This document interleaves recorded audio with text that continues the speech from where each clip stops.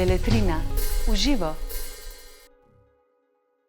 Pozdravljeni v tokratni oddaji Beletrine v živo, v kateri se bomo pogovarjali o romanu Most na Drini. Pogovarjali se bova prevajalka romana Đurđa Strsoglavec in moja gostja, doktorica Svetlana Slapšak. Dobrodošli, hvala. Hvala lepa. Vabilu. Govorili bova torej o romanu Most na Drini, višegrajski kroniki o spremembah okrog nespremenljivega in neminljivega mostu pisatelja Iva Andrića, ki je v večjem delu svojega umetniškega opusa svojevrsten kronist etnično in versko raznolikega bosansko-hercegovskega mikrokozmosa v daljšem časovnem obdobju. V romanu Most na Drini, za katerega je leta 1961 dobil Nobelovo nagrado za književnost, je to obdobje res dolgo. Skoraj 4 stoletja dolgo. Življenje v njem pa je, citiram, nedoumljiv čudež, ker se nenehno drobi in kruši, a vendarle traja in stoji trdno, kakor most na Drini. Roman Most na Drini je velika in velika kronika velikega in velikega mostu in velikega zgodovinskega časa. Zgodba o slehernikih in posebnežih, ki jo spremljamo iz roda v rod. Od začetka 16. stoletja, ko mora do postavljenega mostu leta 1571 šele priti, pa vse do začetka Prve svetovne vojne. Roman je v izvirniku izšel leta 1945, prvi prevod v slovenščino leta 1948, prevedel ga je Tone Potokar in po skoraj 80 letih je pred nami nov prevod, izšel je v zbirki Klasična beletrina. Zakaj je ta roman klasika? Ta roman je klasika, ker je v trenutku konca druge svetovne vojne na najmanj agresiven, na recimo zelo mehak način povedal zgodbo multietične pokrajine. In v tem trenutku je seveda bilo veliko kandidatov za veliko književnost, predvsem o drugi svetovni vojni, o zmagi in tako naprej. Ampak je v nekem smislu kritika bila soglasna z oblastmi, ki so določile, da pravzaprav je novi jugoslovanski kulturi potreben objektiven vpogled v preteklost, ki bi nekako se ujemal z tistim, kar se je pravkar dogajalo. Torej bi bil opomin na pretekle grozote in obenem nekakšno upanje. In seveda figura mostu je tukaj zelo pomembna. Most je tisto, kar povezuje predvsem, povezuje v tem primeru skoraj 2 cesarstva, več kultur, jih nekako povezuje v skupni vozel različnih tudi ne samo kultur in jezikov, ampak tudi namenov, politik in tako naprej. In v tem smislu je kot figura izjemno odgovarjal situaciji. Zanimivo pa je, da je Ivo Andrić v predvojnem obdobju bil seveda tudi pisatelj in je bil, bi rekli, iz današnje perspektive izrazito konzervativen pisatelj. Pripadal je tistemu, kar so sami avtorji imenovali rasna književnost. Kar pomeni, da pravzaprav neke obveščenosti, polne obveščenosti ali zavesti o tem, kaj lahko pomeni rasa, ni bilo. Tako da je ta rasna književnost pravzaprav se ukvarjala z recimo ruralno tradicijo Balkana, ne samo Srbije, ampak tudi Hrvaške. In če na drugi strani likovna veja tega, in to bi bila skupina Zemlja, imela drugačen pristop, veliko bolj originalen in veliko bolj avantgarden, je ta književna bila res zasnovana pravzaprav na nekem realističnem, nespremenljivem modelu, v katerem je glavni govorec, nevidni govorec, ki obvladuje zgodbo kot objektivni zgodovinar pravzaprav, ki ne dopušča nobenega dvoma, da je to, kar on pove, resnica, in ki v tem smislu predstavlja določeno avtoriteto, ki ni na noben način mobilizirana.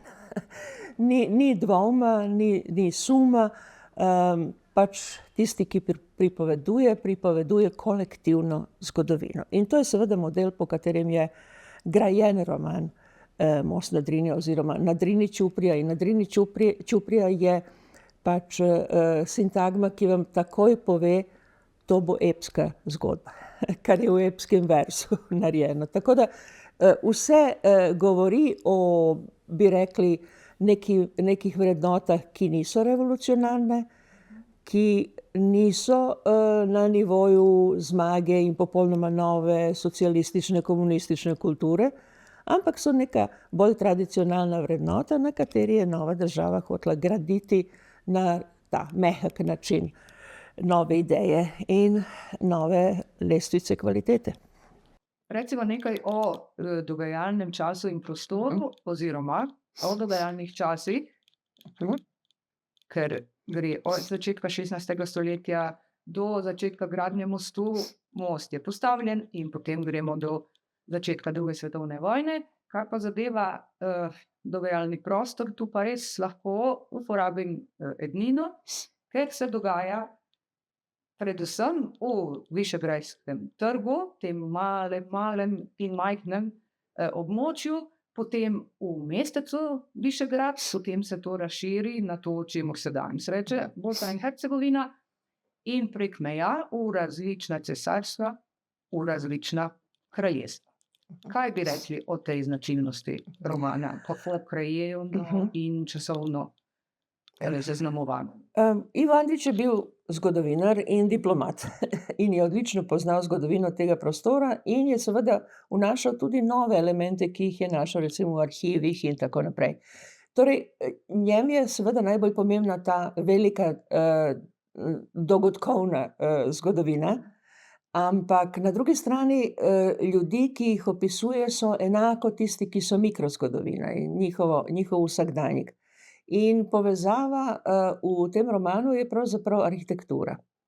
Ta velika dogodkovna zgodovina zgradi prostor, v katerem mali ljudje živijo in se znajdejo in doživljajo ta novi prostor na nov način in tako naprej in tako naprej. Tako da, kar se tega tiče, je neko, če hočete, vizualno, poetično poenoteno bivanje, v katerem je prostor izjemno pomemben. In to seveda Andrić je pisal tudi Most na žepi in je nasploh bil skoraj obseden z mostovi, z gradnjo povezav med ljudmi.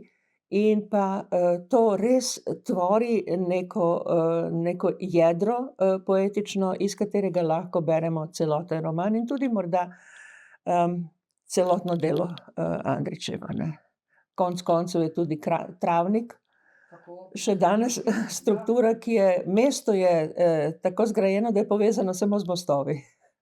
In nekatere hiše so mostovi tudi, tako da v tem smislu je verjetno ti vtiski iz prvega otroštva so vplivali na pisatelja in mu dali osnovo. Omenili ste zdaj to dokumentarno gradivo, ki ga vključuje Andrić ne samo v tem romanu, v tem romanu, torej najrazličnejše, bodisi ljudske pesmi, zgodovinske razglase, zapise iz različnih samostalnih in tako naprej.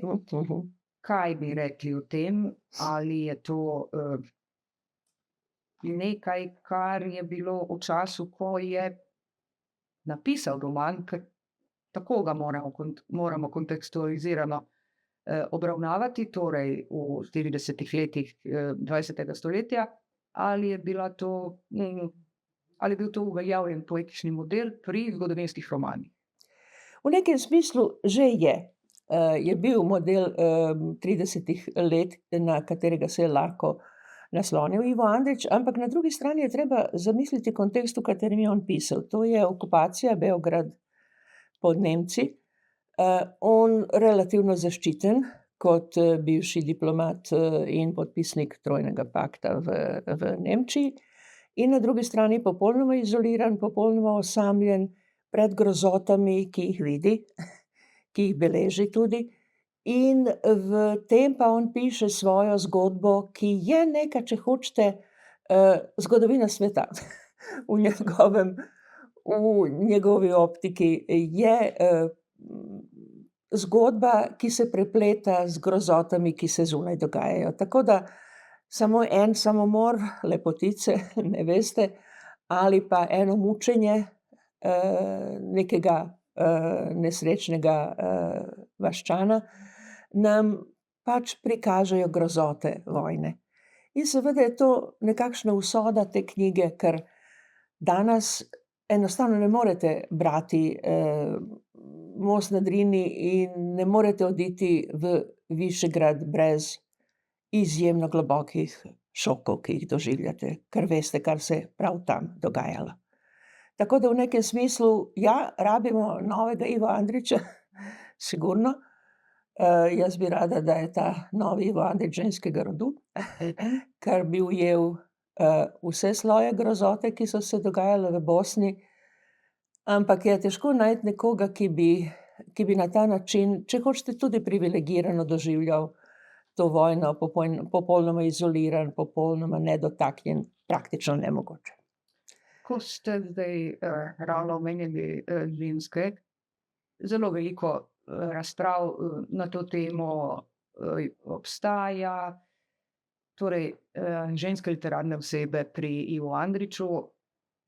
Mene bi zdaj zanimalo, kaj rečete, kaj menite o položaju, ne o položaju žensk, o tem, kako plasira, kam, kdaj in na kakšen način Ivo Andrić v svoje besedilo ženske literarne osebe.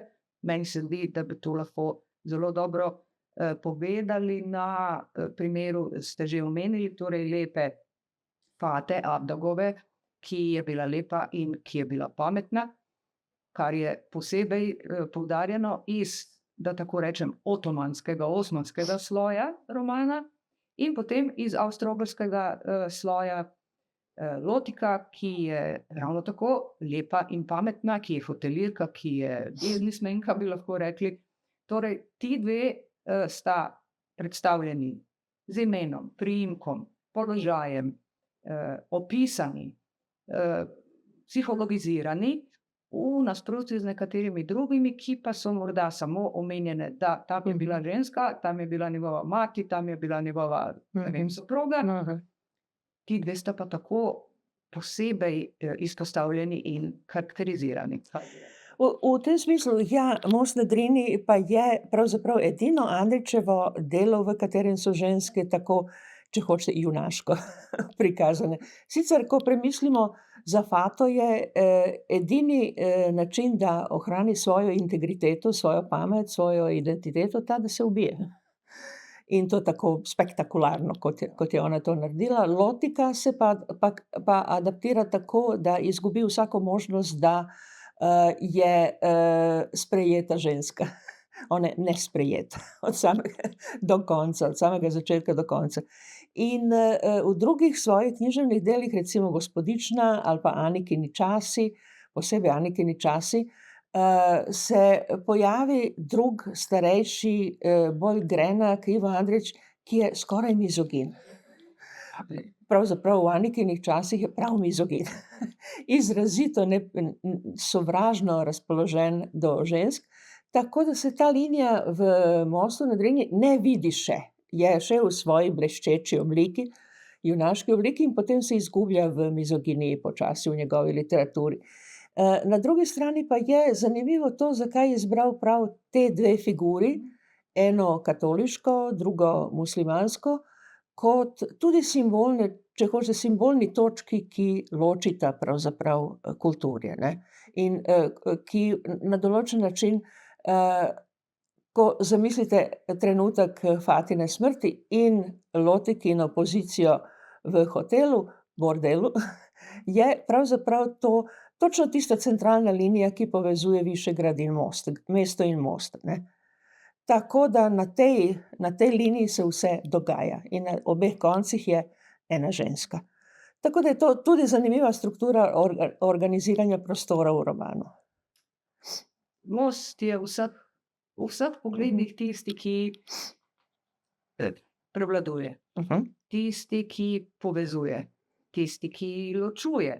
Okrog mostu, na mostu. pod mostom, ob mostu, skratka, most je, kot velikokrat slišimo, glavna literarna oseba v tem romanu, hkrati pa je most metafora, kaj bi rekli, metafora česa? Ali je v vsakem času, ali je bila v času, ko je roman nastal, ena metafora za nekaj, za kar je tudi danes, ali je morda danes metafora za kaj drugega, v očeh bralcev seveda. Namesto odgovora bom jaz rekla svojo zgodbo, če lahko. In to je, ko sem imela 13-14 let, sem prebrala Na Drini Čuprjo in dobila obenem darilo, in to je bila Leica, ruska, sovjetska Leica fotoaparat.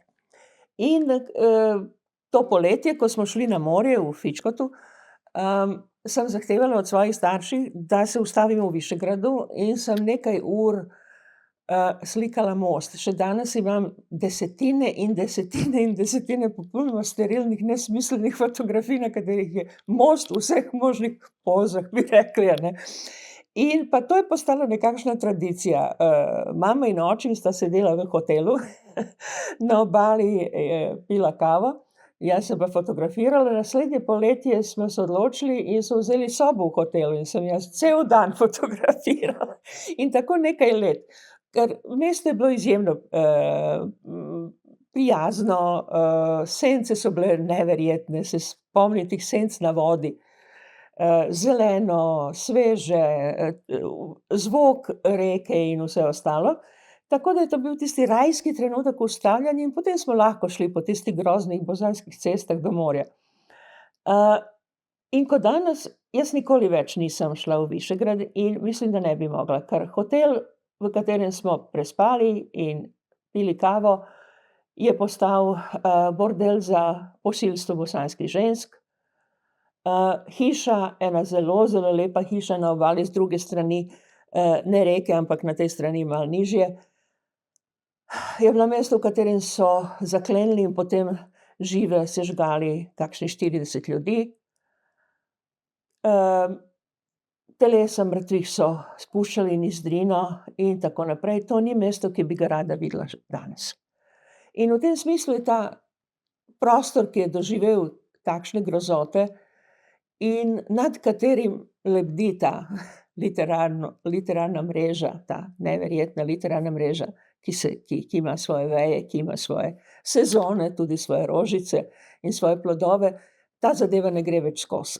Tako da imam te fotografije in to je nekakšno pričanje o tem, kako je to književno delo delovalo res na generacijo, kateri je bilo namenjeno. Ja. Tako da uspeh je bil očitno 100%.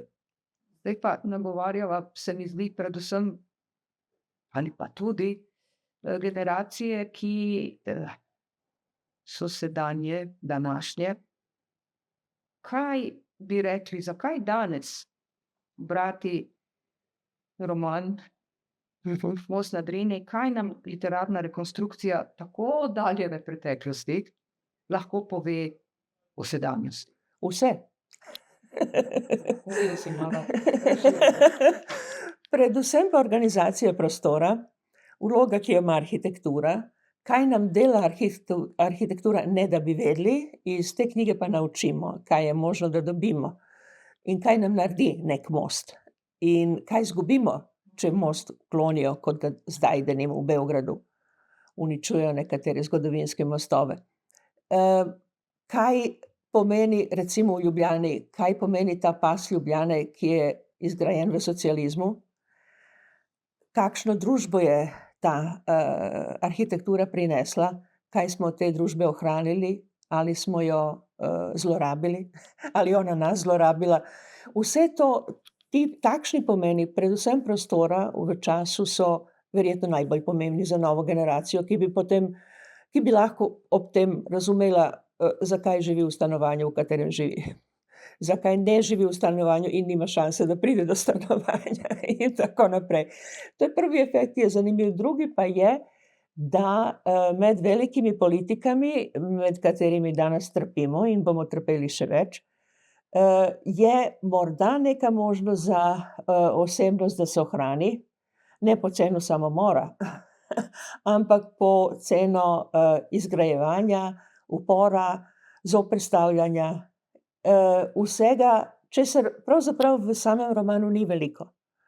Ampak je opomin, da pač posameznik Je pa na ključnih mestih. je na ključnih mestih, točno tako, in nam daje neko upanje, ki ni poceni upanje, ki ni nebeško ali pa ni zlato in ni rožnato, ampak je upanje, da pač kultura končno zmaguje.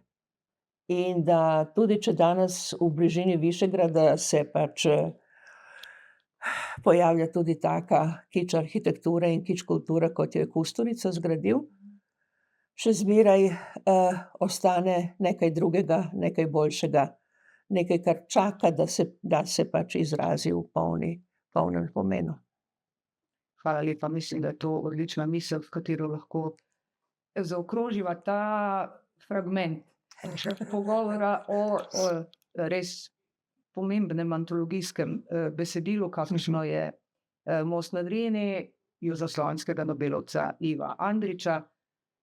Najlepša hvala, da ste si vzeli čas in se pogovarjali. Hvala vam. Najlepša hvala za pozornost. Preverite, koliko in kako trden je Most na Drini.